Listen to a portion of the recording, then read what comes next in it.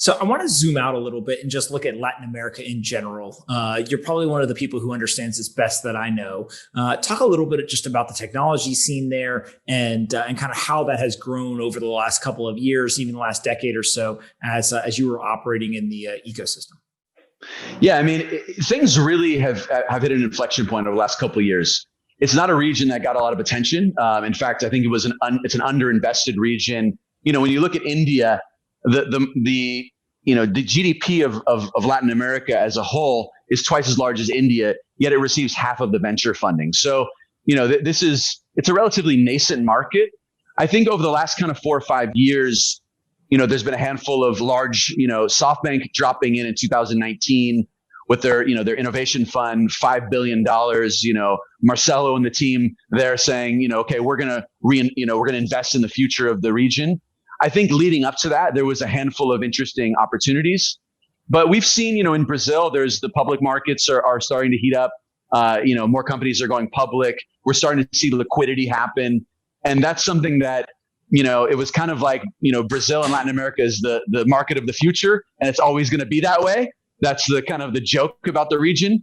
But I think that, with the recent mega funding with, companies like Nubank, Nubank, for those that don't know, I'm sure most people know, is the largest, we're one of the largest neobanks in the world.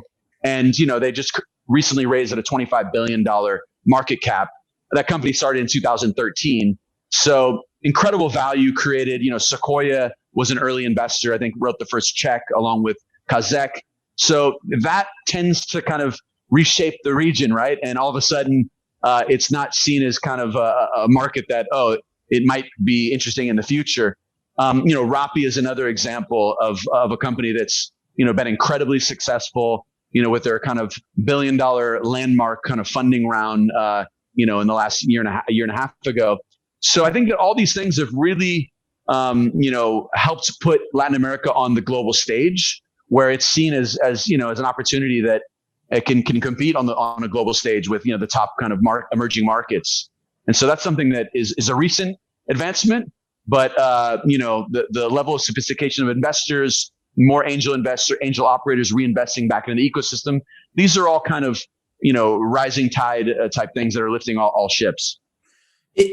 When you talk about the global stage, is it a thing where, let's say, Latin America is competing with India or China or some other non-US market? Or do you feel like, while that's a cute narrative, that might not be necessarily as true as people think?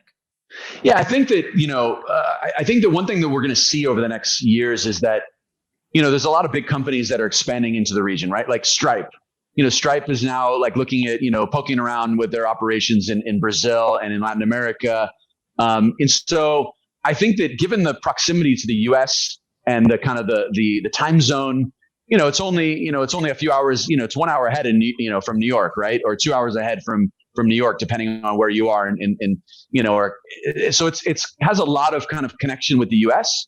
And so I think that, I don't think it'll necessarily compete. In fact, I think China has been an early entrant in the region, with the recent investment.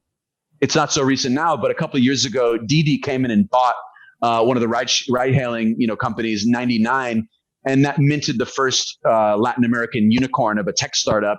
And that was only a couple of years ago. Since then, it's been a huge catalyst for the region. There's been, a lot more activity. So I think that, we look at these markets around the world. I think Southeast Asia is a very interesting market.